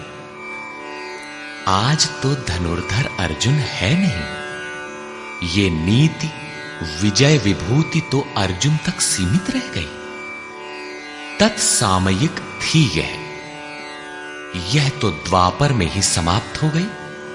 लेकिन ऐसी बात नहीं है। योगेश्वर श्री कृष्ण ने बताया कि मैं सबके हृदय देश में निवास करता हूं, आपके हृदय में भी वे हैं। अनुराग ही अर्जुन है। अनुराग आपके अंतःकरण की इष्टोन्मुख लगन का नाम है। यदि ऐसा अनुराग आप में है तो सदैव वास्तविक विजय है और अचल स्थिति दिलाने वाली नीति भी सदैव रहेगी, न कि कभी थी। जब तक प्राणी रहेंगे परमात्मा का निवास उनके हृदय देश में रहेगा। विकल आत्मा उसे पाने का इच्छुक होगा और उनमें से जिसके भी हृदय में उसे पाने का अनुराग उमड़ेगा वही अर्जुन की श्रेणी वाला होगा, क्योंकि अनुराग ही अर्जुन है। अतः मानव मात्र इसका प्रत्याशी बन सकता है। निष्कर्ष, यह गीता का समापन अध्याय है। आरंभ में ही अर्जुन का प्रश्न है, प्रभु मैं त्याग और सन्यास के भेद और स्वरूप को जानना चाहता हूं। योगेश्वर श्री कृष्ण ने इस पर प्रचलित 4 मतों की चर्चा की। इनमें एक सही भी था। इससे मिलता जुलता ही निर्णय योगेश्वर श्री कृष्ण ने दिया कि यज्ञ, दान और तप किसी काल में त्यागने योग्य नहीं है। ये मनीषियों को भी पवित्र करने वाले हैं। इन तीनों को रखते हुए इनके विरोधी विकारों का त्याग करना ही वास्तविक त्याग है। यह सात्विक त्याग है। फल की इच्छा के साथ त्याग राजस है। मोहवश नियत कर्म का ही त्याग करना तामस त्याग है। और सन्यास त्याग की ही चरमोत्कृष्ट अवस्था है। नियत कर्म और ध्यान जनित सुख सात्विक है। इंद्रियों और विषयों का भोग राजस है और तृप्तिदायक अन्न की उत्पत्ति से रहित दुखद सुख तामस है। मनुष्य मात्र के द्वारा शास्त्र के अनुकूल अथवा प्रतिकूल कार्य होने में 5 कारण हैं। कर्ता अर्थात मन, पृथक पृथक करण अर्थात जिनके द्वारा किया जाता है। शुभ पार लगता है तो विवेक, वैराग्य, शम, दम करण है। अशुभ पार लगता है तो काम, क्रोध, राग, द्वेष इत्यादि करण होंगे। नाना प्रकार की इच्छाएं अर्थात इच्छाएं अनंत हैं, सब पूर्ण नहीं हो सकती। केवल वह इच्छा पूर्ण होती है जिसके साथ आधार मिल जाता है। चौथा कारण है आधार अर्थात साधन। और 5वां हेतु है दैव अर्थात प्रारब्ध या संस्कार। प्रत्येक कार्य के होने में यही 5 कारण हैं। फिर भी जो कैवल्य स्वरूप परमात्मा को कर्ता मानता है वह मूल बुद्धि यथार्थ नहीं जानता। अर्थात भगवान नहीं करते, जबकि पीछे कह आए हैं कि अर्जुन तू निमित्त मात्र होकर खड़ा भर रहे, कर्ता धर्ता तो मैं हूं। अंततः उन महापुरुष का आशय क्या है? वस्तुतः प्रकृति और पुरुष के बीच एक आकर्षण सीमा है। जब तक मनुष्य प्रकृति में बरतता है तब तक माया प्रेरणा करती है, और जब वह इससे ऊपर उठकर इष्ट को समर्पित हो जाता है और वह इष्ट जब हृदय देश से रथी हो जाता है फिर भगवान करते हैं। ऐसे स्तर पर अर्जुन था, संजय भी था, और सबके लिए इस अर्थात कक्षा में पहुंचने का विधान है। अतः यहां भगवान प्रेरणा करते हैं। पूर्ण ज्ञाता महापुरुष, जानने की विधि और ज्ञेय परमात्मा, इन तीनों के संयोग से कर्म की प्रेरणा मिलती है। इसलिए किसी अनुभवी महापुरुष अर्थात सद्गुरु के सानिध्य में समझने का प्रयास करना चाहिए।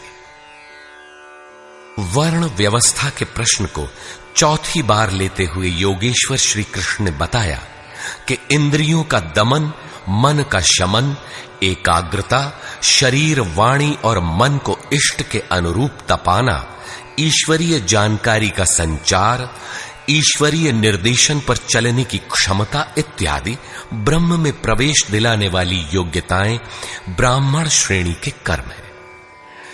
शौर्य, पीछे न हटने का स्वभाव, सब भावों पर स्वामी भाव, कर्म में प्रवृत्त होने की दक्षता क्षत्रिय श्रेणी का कर्म है। इंद्रियों का संरक्षण, आत्मिक संपत्ति का संवर्धन इत्यादि वैश्य श्रेणी के कर्म है, और परिचर्या शूद्र श्रेणी का कर्म है। शूद्र का अर्थ है अल्पज्ञ। अल्पज्ञ साधक जो नियत कर्म चिंतन में 2 घंटे बैठकर 10 मिनट भी अपने पक्ष में नहीं पाता। शरीर अवश्य बैठा है, लेकिन जिस मन को टिकना चाहिए वह तो हवा से बातें कर रहा है। ऐसे साधक का कल्याण कैसे हो? उसे अपने से उन्नत अवस्था वालों की अथवा सद्गुरु की सेवा करनी चाहिए। शनै शनै उसमें भी संस्कारों का सृजन होगा, वह गति पकड़ लेगा। अतः इस अल्पज्ञ का कर्म सेवा से ही प्रारंभ होगा। कर्म एक ही है, नियत कर्म, चिंतन। उसके कर्ता की 4 श्रेणियां अति उत्तम, उत्तम, मध्यम और निकृष्ट ही ब्राह्मण, क्षत्रिय, वैश्य और शूद्र हैं। मनुष्य को नहीं बल्कि गुणों के माध्यम से कर्म को 4 भागों में बांटा गया। गीतोक्त वर्ण इतने में ही है। तत्व को स्पष्ट करते हुए उन्होंने कहा कि अर्जुन, उस परम सिद्धि की विधि बताऊंगा जो ज्ञान की परानिष्ठा है। विवेक, वैराग्य, शम, दम, धारावाही चिंतन और ध्यान की प्रवृत्ति इत्यादि ब्रह्म में प्रवेश दिला देने वाली सारी योग्यताएं जब परिपक्व हो जाती हैं और काम, क्रोध, मोह, राग, द्वेषादि प्रकृति में घसीट कर रखने वाली प्रवृत्तियां जब पूर्णतः शांत हो जाती हैं, उस समय वह व्यक्ति ब्रह्म को जानने योग्य होता है। उसी योग्यता का नाम पराभक्ति है। पराभक्ति के द्वारा ही वह तत्व को जानता है। तत्व है क्या? तो बताया, मैं जो हूं, जिन विभूतियों से युक्त हूं, उसको जानता है। अर्थात परमात्मा जो है अव्यक्त, शाश्वत, अपरिवर्तनशील, जिन अलौकिक गुण धर्मों वाला है, उसे जानता है, और जानकर वह तत्क्षण मुझ में स्थित हो जाता है। अतः तत्व है परम तत्व, न कि 5 या 25 तत्व। प्राप्ति के साथ आत्मा उसी स्वरूप में स्थित हो जाता है, उन्हीं गुण धर्मों से युक्त हो जाता है। ईश्वर का निवास बताते हुए योगेश्वर श्री कृष्ण ने कहा, अर्जुन, वह ईश्वर संपूर्ण भूतों के हृदय देश में निवास करता है, किंतु माया रूपी यंत्र में आरूढ़ होकर लोग भटक रहे हैं, इसलिए नहीं जानते। अतः अर्जुन, तू हृदय में स्थित उस ईश्वर की शरण जा। इससे भी गोपनीय एक रहस्य और है कि संपूर्ण धर्मों की चिंता छोड़कर तू मेरी शरण में आ, तू मुझे प्राप्त होगा। यह रहस्य अनाधिकारी से नहीं कहना चाहिए, जो भक्त नहीं है उससे नहीं कहना चाहिए, लेकिन जो भक्त है उससे अवश्य कहना चाहिए। उससे दुराव रखें तो उसका कल्याण कैसे होगा? अंत में योगेश्वर श्री कृष्ण ने पूछा, अर्जुन, मैंने जो कुछ कहा उसे तूने भली प्रकार सुना, समझा, तुम्हारा मोह नष्ट हुआ कि नहीं? अर्जुन ने कहा, भगवन, मेरा मोह नष्ट हो गया है। मैं अपनी स्मृति को प्राप्त हो गया हूं। आप जो कुछ कहते हैं वही सत्य है और अब मैं वही करूंगा। संजय, जिसने इन दोनों के संवाद को भली प्रकार सुना है, अपना निर्णय देता है कि श्री कृष्ण महायोगेश्वर और अर्जुन एक महात्मा है। उनका संवाद बारंबार स्मरण कर वह हर्षित हो रहा है, अतः इसका स्मरण करते रहना चाहिए। उन हरि के रूप को याद करके भी वह बारंबार हर्षित होता है, अतः बारंबार स्वरूप का स्मरण करते रहना चाहिए। ध्यान करते रहना चाहिए। जहां योगेश्वर श्री कृष्ण हैं और जहां महात्मा अर्जुन हैं, वहीं श्री है। विजय, विभूति और ध्रुव नीति भी वही है। सृष्टि की नीतियां आज हैं तो कल बदलेंगी। ध्रुव तो एकमात्र परमात्मा है। उसमें प्रवेश दिलाने वाली नीति ध्रुव नीति भी वही है। यदि श्री कृष्ण और अर्जुन को द्वापर कालीन व्यक्ति विशेष मान लिया जाए, तब तो आज न अर्जुन है और न श्री कृष्ण। आपको न विजय मिलनी चाहिए और न विभूति, तब तो गीता आपके लिए व्यर्थ है। लेकिन नहीं, श्री कृष्ण एक योगी थे। अनुराग से पूरित हृदय वाला महात्मा ही अर्जुन है। ये सदैव रहते हैं और रहेंगे। श्री कृष्ण ने अपना परिचय देते हुए कहा कि मैं हूं तो अव्यक्त, लेकिन जिस भाव को प्राप्त हूं वह ईश्वर सबके हृदय देश में निवास करता है। वह सदैव है और रहेगा। सबको उसकी शरण जाना है। शरण जाने वाला ही महात्मा है, अनुरागी है, और अनुराग ही अर्जुन है। इसके लिए किसी स्थित प्रज्ञ महापुरुष की शरण जाना नितांत आवश्यक है, क्योंकि वही इसके प्रेरक हैं। इस अध्याय में सन्यास का स्वरूप स्पष्ट किया गया कि सर्वस्व का न्यास ही सन्यास है। केवल बाना धारण कर लेना सन्यास नहीं है, बल्कि इसके साथ एकांत का सेवन करते हुए नियत कर्म में अपनी शक्ति समझकर अथवा समर्पण के साथ सतत प्रयत्न अपरिहार्य है। प्राप्ति के साथ संपूर्ण कर्मों का त्याग ही सन्यास है, जो मोक्ष का पर्याय है। यही सन्यास की पराकाष्ठा है। अतः ओम तत्सदिति श्रीमद्भगवद्गीतासूपनिषत्सु ब्रह्म विद्यायाम योग शास्त्रे श्री कृष्णार्जुन संवादे संन्यास योगो नाम 18 अध्यायः। इस प्रकार स्वामी अड़गड़ानंद कृत श्रीमद्भगवद्गीता के भाष्य यथार्थ गीता का 18वां अध्याय पूर्ण होता है। हरि ओम तत्सत्।